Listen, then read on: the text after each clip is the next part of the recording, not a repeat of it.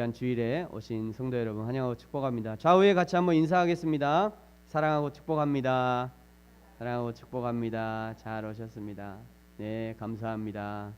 다들 건강하게 잘 계셨죠? 네. 지난 월요일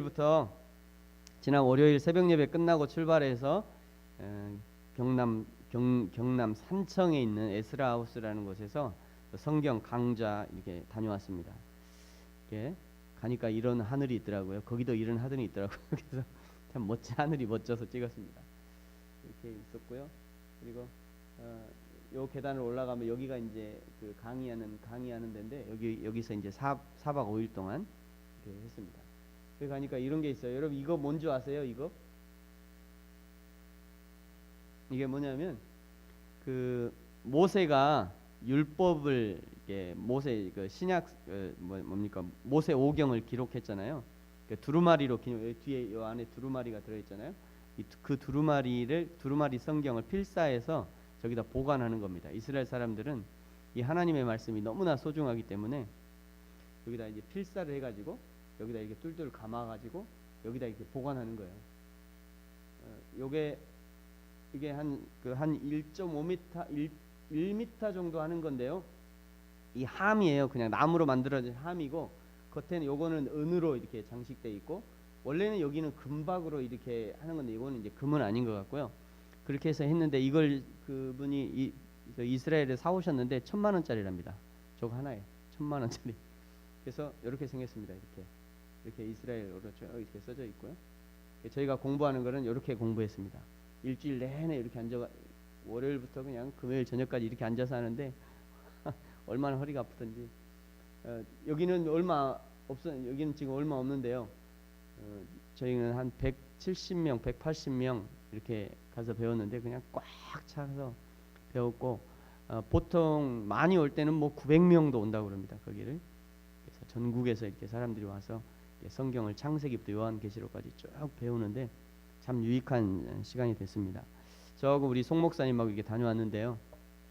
계속해서 저랑 우리 송 목사님 또 우리 교회가 바른 복음 또 성도들을 잘 가르치고 또 세워나가는 그런 교회가 될 수 있도록 또 기도해 주시기 바라고요. 저기서 배운 것들을 이제 조만간 저희가 다 연습하고 한 번 더 저희가 돌아보고 연습하고 그래서 이제 또 배운 것들 여러분과 함께 나눌 수 있는 시간이 있으면 좋겠다 생각을 해봅니다. 오늘부터 다시 요한복음의 말씀을 또 보도록 하겠습니다. 예수님은 유월절을 준비하고 있었죠. 이 그림이 이제 그 이스라엘 사람들이 유월절을 지내기 위해서 이렇게 예루살렘 성으로 들어가는 그런 그림인데요. 전국에서 전국만이 아니라 전 세계에서 로마부터 시작해서 모든 바벨론부터 모든 그 각지에서 유대인들이 다 오는 겁니다. 이렇게 다 와서 이 예루살렘 성 안에 들어가서 유월절을 세는 거죠. 예수님도 역시 유대인이니까 그 유월절을 준비하기 위해서 이 예루살렘 성으로 올라갔던 거죠. 400년 이 유월절이 왜 유월절이냐면요. 400년 동안 종살이했던 애굽, 지금의 이집트죠. 그 애굽에서 하나님의 은혜로 탈출하고 그 홍해가 갈라지는 그런 일이 있었지 않습니까? 홍해를 지나서 탈출을 하고 그리고 광야에서 40년 동안 종살이했던 그 이스라엘의 종살이했던 그 습관들이 남아 있었단 말이죠. 그 습관들을 완전히 바꿔야 이제 독립국의 사람으로서 그야말로 하나님의 백성으로 살아갈 수 있기 때문에 하나님께서 이 광야 40년을 허락하신 거죠. 생각해 보십시오. 우리나라가 36년 일제에 이렇게 압제를 당했음에도 불구하고 아직도 남아 있잖아요. 일제의 잔재들이. 근데 저 사람들은 400년 동안 이 이집트에 있었던 애굽에 있었단 말이죠. 그러니까 거의 뭐 애굽 사람인 거죠. 한마디로. 하나님 섬기는 거 다 잊어먹고 그래서 하나님께서 탈출해서 그 광야에서 훈련을 시키는 겁니다. 너희가 원래 하나님의 백성이고 하나님을 섬길 때는 어떻게 해야 된다. 이거를 이제 훈련시키는 기간이 이 광야의 시간이었던 겁니다. 이전에 애굽에 있을 때는 종이라는 신분이 천하고 억울하고 힘들고 불평했지만 그래서 하나님이 내 백성의 신음소리를 들었다 하면서 내가 더 이상 애굽에 너희를 놓아둘 수 없다 해서 이제 출애굽을 시킨 거잖아요. 이스라엘 백성들을 애굽 바로의 손에서 탈출시키고 구원해낸 것을 기념해서 지금까지도 유월절을 지키고 있는 것입니다. 그 유월절을 예수님도 지키려고 준비하시는 거죠. 그래서 1절에 보시면 유월절 전에 유월절을 지키기 위해서 이제 준비하는 거죠. 지금 준비하는 겁니다.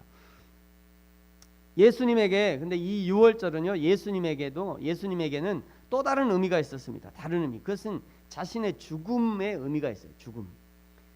이스라엘 백성들은 그저 출애굽한 그런 의미가 있지만 예수님에게는 죽음의 의미가 있는 거예요. 유월절이 되면 하나님의 계획에 따라 십자가에 달려서 죽게 된다는 것을 예수님은 잘 알고 있었습니다. 그래서 사실은 유월절을 기다리는 그 예수님의 마음은 정말 불안하고 무섭기도 했을 것 같아요. 불안하고 무섭고 도대체 이것이 어떻게 될 것인가, 내가 어떻게 죽어갈 것인가, 이런 것들을 생각하시면서 얼마나 답답하고 괴로우셨을 것 같아요. 뭐 어떤 사람들은 뭐 예수님은 신이셨으니까 전혀 그러지 않았을 거다. 그렇지 않습니다. 예수님도 똑같이 우리 인간과 똑같은 인간의 몸으로 오셨기 때문에 똑같이 두렵고 괴롭고, 우리는 요즘에 뭐 전쟁만 일어나도 일어나지도 않는 전쟁을 걱정하면서 이거 어떻게 할까 고민하잖아요. 근데 예수님의 십자가의 죽음은 이미 결정돼 있었던 거죠. 그러니까 예수님이 유월절이 다가오면 다가올수록 참 얼마나 괴로우셨을까, 그런 생각들을 해봅니다. 예수님은 그 십자가의 죽음이 가까운 줄 아시고요. 특별히 오늘 말씀에 보면요, 예수님께서 이렇게 아버지께로 돌아갈 때가 이른 줄 아셨다, 이렇게 얘기하죠. 그러니까 예수님의 죽음의 때가 가까이 온 것을 아신 거예요. 예수님은 십자가의 죽음이 가까운 줄 아시고 자기 사람들, 즉 예수님의 12제자를 비롯해서요. 예수님의 12제자를 비롯해서 당시에 예수님을 따르던 사람들을 사랑하시되 끝까지 사랑하셨다라고 말씀합니다. 사랑하시되 끝까지 사랑하셨다. 이것이 하나님의 사랑인 거지요. 사랑을 하시되 끝까지 사랑하시는 것입니다. 그 하나님의 끝까지 사랑하시는 그 사랑의 결과가 바로 저와 여러분인 거예요. 만약 하나님이 끝까지 사랑하지 않으셨다면 이미 저와 여러분이 태어나기도 전에 세상의 종말이 왔을 것입니다. 세상의 종말이. 근데 하나님이 끝까지 사랑하시기 때문에 마지막 그 한 사람까지라도 구원하기 위해서 하나님이 아직도 그 마지막 종말을, 세상의 끝을 미루고 계신 것이에요. 이것이 하나님의 사랑입니다. 그래서 이것이 하나님이 끝까지 사랑하시는 그 하나님의 사랑인 것이죠. 사랑하는 성도 여러분, 세상이 저와 여러분이 끝까지 하나님을 끝까지 사랑하는 저와 여러분이 되기를 축복합니다. 사랑하시되 끝까지입니다. 끝까지. 그렇다면 이 끝없는 사랑, 변치 않는 사랑을 받아 오늘도 예수 그리스도를 믿는 저와 여러분이 변함없이 이 예수님을 사랑해야 되는 것이죠. 여러분, 지금 이 시대를 어떤 시대라고 합니까? 변절의 시대다. 변절의 시대.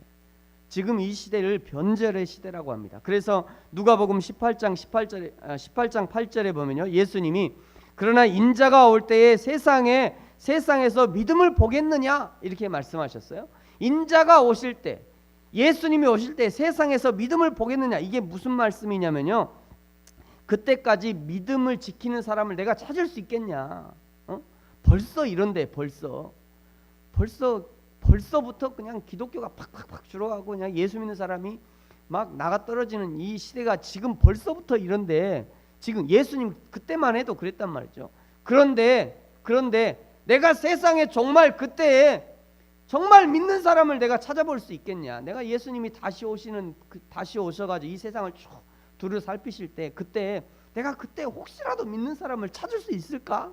그때까지 믿는 사람이 남아 있을까? 그런 염려가 사실은 있었던 거죠. 예수님이 내가 그때까지 찾을 수 있겠냐, 이렇게 얘기하시는 겁니다.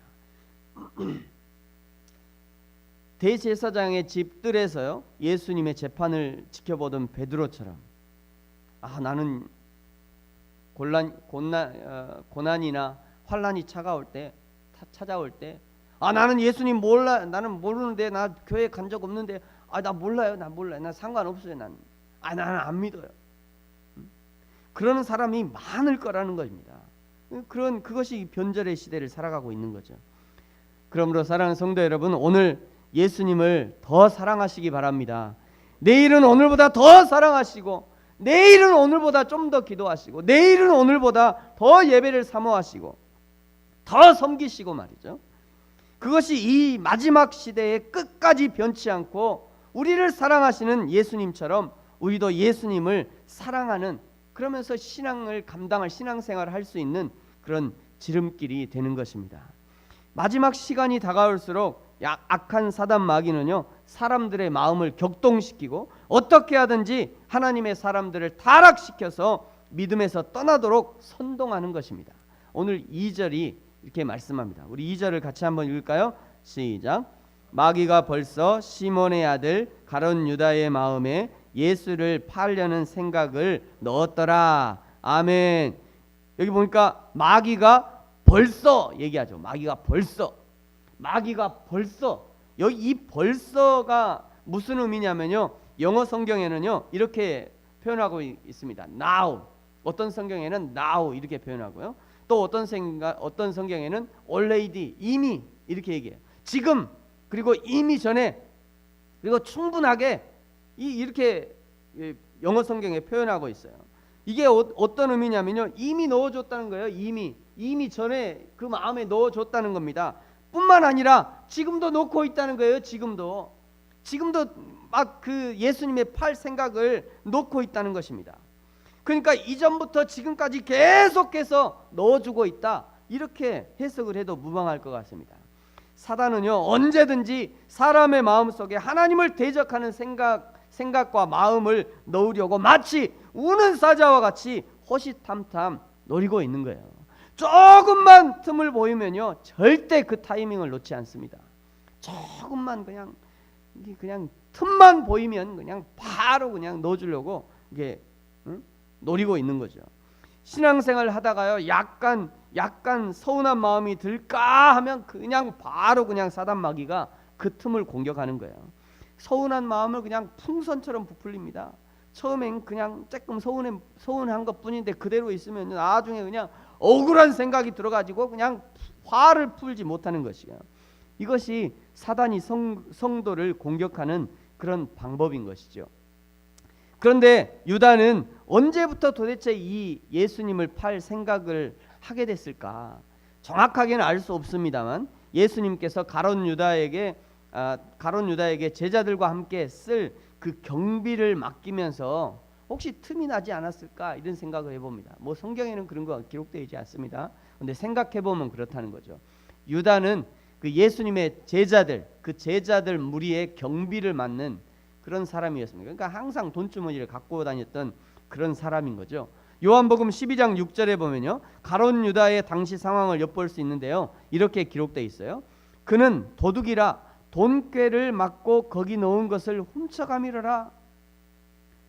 마리아가요, 예수님의 머리에 그 향유를 탁 깨갖고 이렇게 부을 때, 그때 말이죠, 이렇게 얘기한 거예요. 그때 이 가룟 유다가, 야, 그거 그렇게 허비하지 말고 돈 300에 팔아가지고 가난한 사람에 나라서 뭐 좋을걸, 이렇게 얘기한 게 왜 그러냐면, 야, 그거 돈 300에 네가 헌금하면 그거 내가 가지고 있다가 살짝 이렇게 빼려고 하는데 하이 아깝네, 이 얘기한 겁니다. 그러니까 이제 이렇게 얘기한 거예요. 그는 도둑이라 돈깨를 맞고 거기 넣은 것을 훔쳐갑니다. 돈주머니를 맡으면서 늘 돈이 있으니까 이 돈을 어떻게 잘 쓸까 이리저리 궁리하다가 조금씩 엉뚱한 생각이 들고요, 결국 예수님보다 돈이 더 커져버리는 이런 상황이 온 거예요. 그래서 사탄이 예수님을 팔 생각을 가룟 유다 속에 넣어주게 된 것입니다. 저와 여러분도 이런 생각을 잘 조절하셔야 됩니다. 여러분, 우리의 생각을요 잘 컨트롤하셔야 돼요. 컨트롤 말이죠. 악한 사단 마귀는요, 이 서운한 생각에 사탄 마귀가 역사하지만 감사하는 생각을 하면요, 성령 하나님께서 기뻐하십니다. 불신의 마음은 사단이 좋아하지만 믿음의 마음은 성령께서 기뻐하시는 것입니다. 의심하고 불순종하는 마음은 사단의 놀이객감이 되지만 믿고 신뢰하고 순종하는 마음은 하나님을 기쁘시게 하는 것입니다. 미워하고 악담하는 사람은 사탄의 하수인이 되지만 사랑하고 축복하는 사람은 성령의 도구가 되어지는 것이죠. 이것이 사단의 공격을 막는 최선의 방법이 되는 것이에요. 비록 사단도 예수님을 넘어뜨리려고 틈만 있으면 공격하려 하지만, 그러나 예수님은 예수님의 사람들을 사랑하시기로 결정하시고 바로 실천하기로 결정합니다. 그것은 스스로 낮아지심을 실천하는 것이었어요. 오늘 4절과 5절 말씀을 같이 한번 읽겠습니다. 시작. 저녁 잡수시던 자리에서 일어나 겉옷을 벗고 수건을 가져다가 허리에 두르시고 이에 대야에 물을 떠서 제자들의 발을 씻기시고 그 두르신 수건으로 닦기를 시작하며. 아멘. 보통 우리가 여름 수련회 때 많이 하는 세족식이죠. 세족식. 이 세족식을 처음 예수님이 시작하신 거예요. 이날 밤에 말이죠. 예수님이 직접 하신 것입니다. 이것은 이스라엘 사람들의 풍습인데요. 어떤 집을 방문해서 들어가면 다른 사람들의 집을 방문하든지 아니면 자기 집에 들어올 때든지 항상 제일 먼저 발을 씻는다고 합니다. 그러니까 물을 떠오고 발을 씻도록 하는 것이 기본적인 예의라는 거죠. 보통은 그 집에 있는 종들이 물을 떠와서 씻어주는 것을 하기도 했고요. 특별한 경우에는 그 주인이 직접 발을 씻어주는 그런 일을 했다고 합니다. 그 일을 하나님이신 예수님이 친히 물을 떠오시고 수건을 허리에 두르시고 제자들의 발을 한 사람 한 사람씩 씻고 계신 거예요.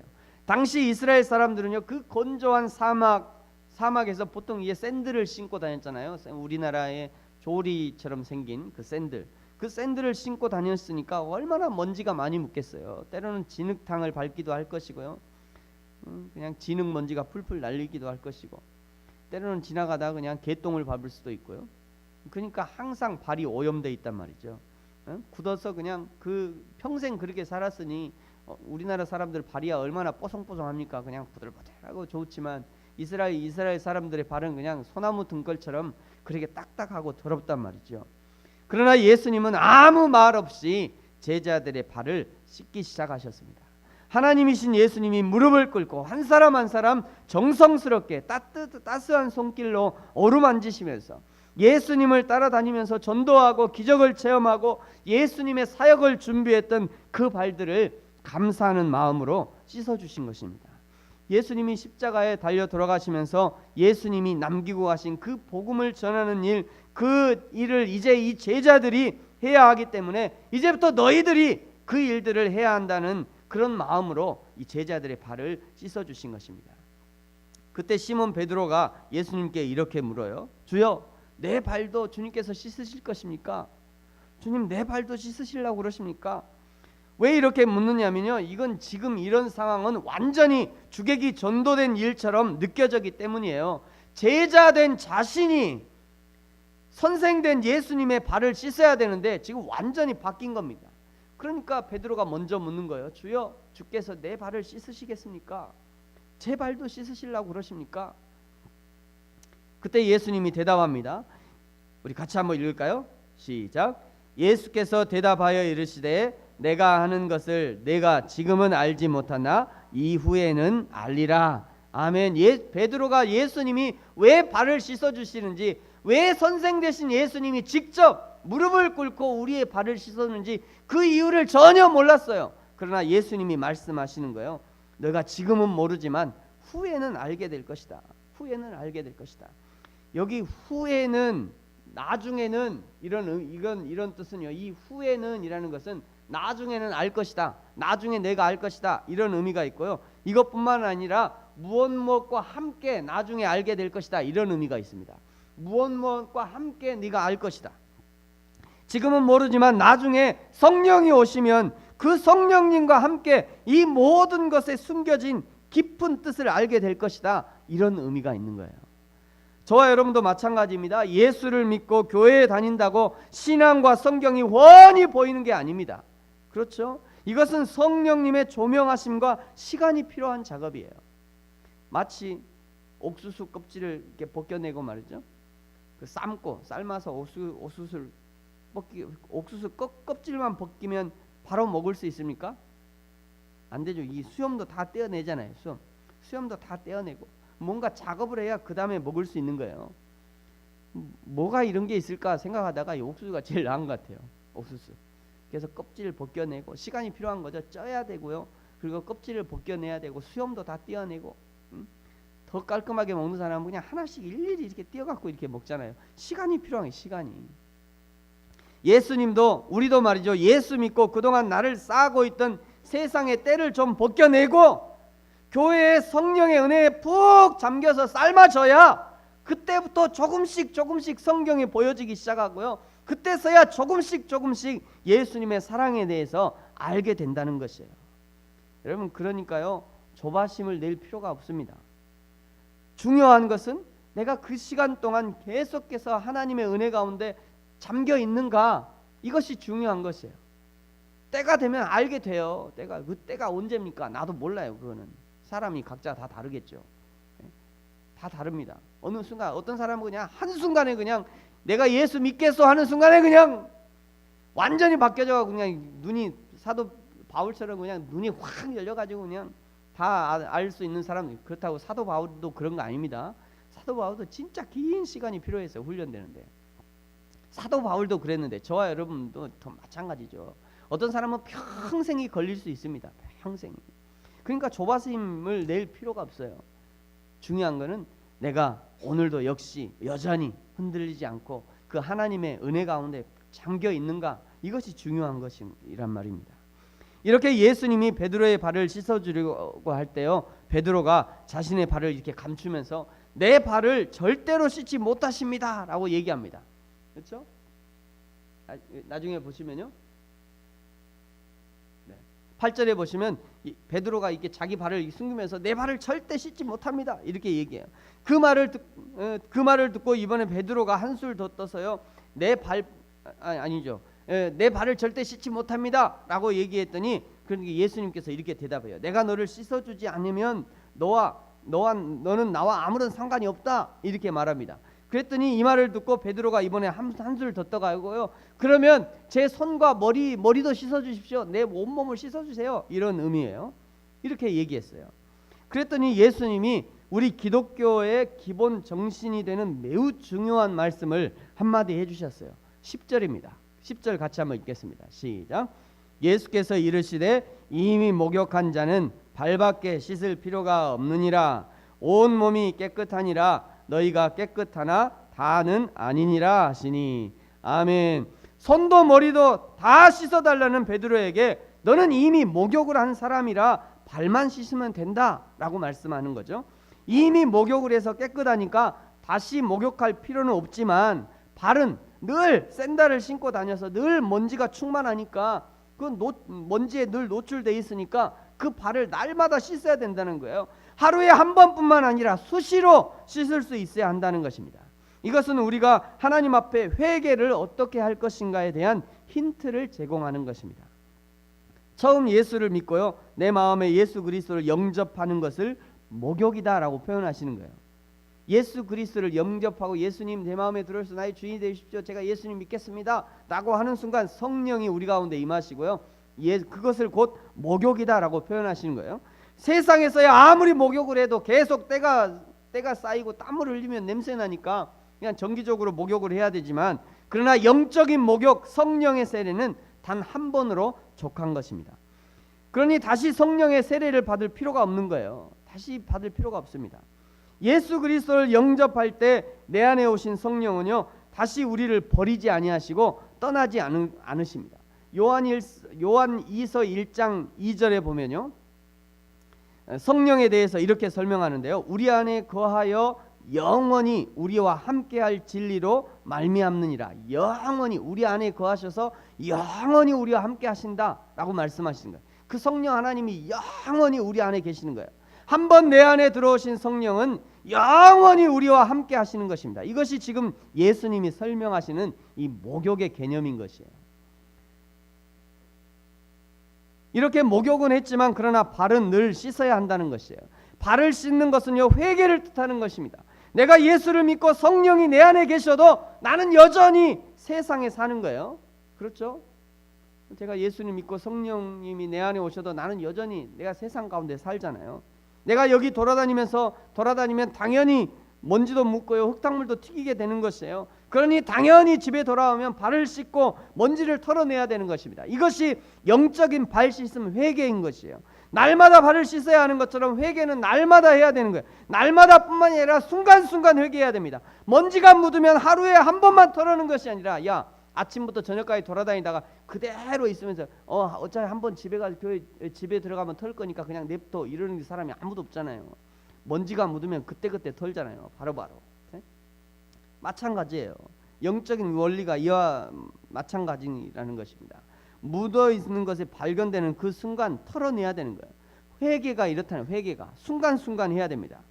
구원파 이단에서는요, 예수님이 이 우리의 모든 죄를 지시고 십자가에서 그냥 단번에 모든 것을 해결하셨으니까 우리는 맨날 그렇게 안 해도 돼. 이 불쌍한 장로교 교인들아, 우리한테 그렇게 얘기해요. 이 장로교 교인들 너무 불쌍하대. 맨날 평생 그냥 회개하다가 그냥 하나님의 일도 못하고 그냥 맨날 회개만 하고 뭔 재미로 이렇게 신앙생활 하는지 모르겠다 이렇게 얘기해요. 구원파에서는.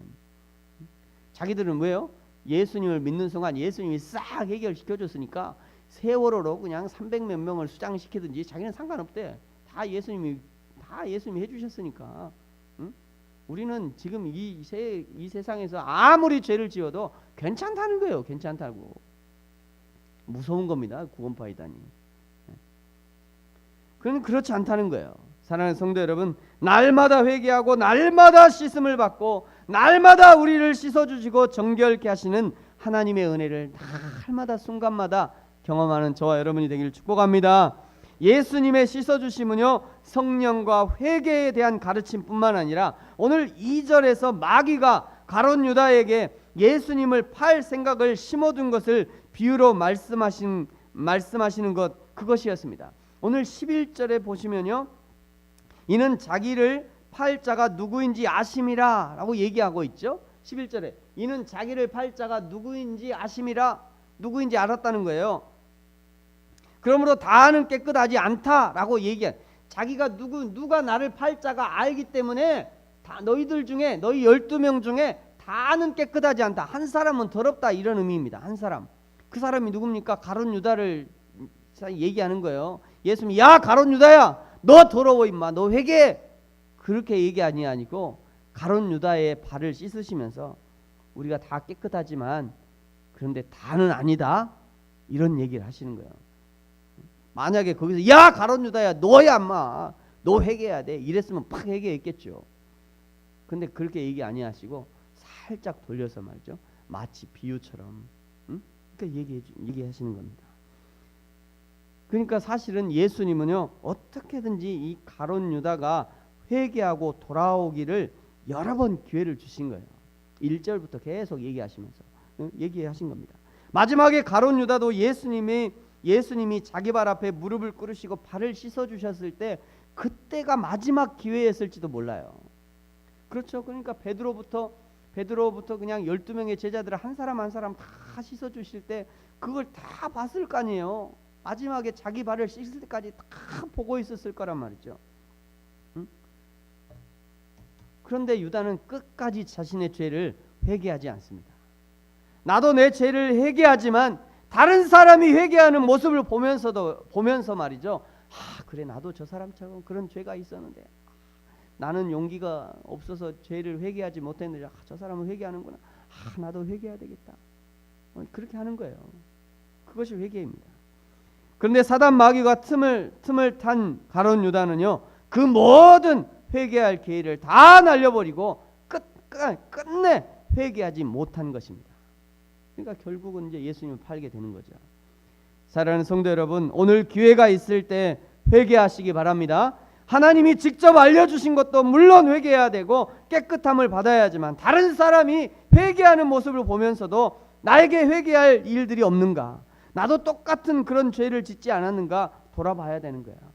그런 사람이 성령의 사람이요 하나님의 사람이며 은혜의 사람인 것입니다. 말씀을 마치겠습니다. 저와 여러분을 택하시고 사랑하시는 예수님은 저 하늘 아버지의 나라에 이르기까지 끝까지 사랑하시는 주님이십니다. 예수님이 끝까지 사랑하시는 것처럼 저와 여러분도 이 예수님을 끝까지 사랑하게 되기를 축복합니다. 그러나 마귀는 언제든지 그 하나님과 성도의 사랑을 깨뜨리려고 날마다 호시탐탐 노리고 있습니다. 그러므로 보는 것, 듣는 것, 행하는 것을 조심해야 됩니다. 혹시라도 사단 마귀가 틈타지 못하도록 틈을 내줘서는 안 된다는 것이에요. 그러기 위해서 늘 성령을 의지하고 하나님의 말씀을 따라 살아야 하는 것입니다. 그것을 예수님은 세족식을 통해서 상징으로 보여주시는 거죠. 날마다 너희들이 이렇게 씻어라. 날마다 발을 씻어내고 순간마다 먼지를 털어내는 것처럼 한번 예수님을 믿고 성령의 내주하심이 있다 해도 날마다 회개하고 순간마다 회개해서 늘 정결한 상태를 유지하라는 것입니다. 이것이 하나님의 사람에게 합당한 모습인 것이죠. 그러므로 하나님께 합당한 제자의 삶, 예수님의 거룩한 신부의 삶을 사는 저와 여러분이 되어지기를 예수님의 이름으로 축복합니다. 같이 한번 기도하겠습니다.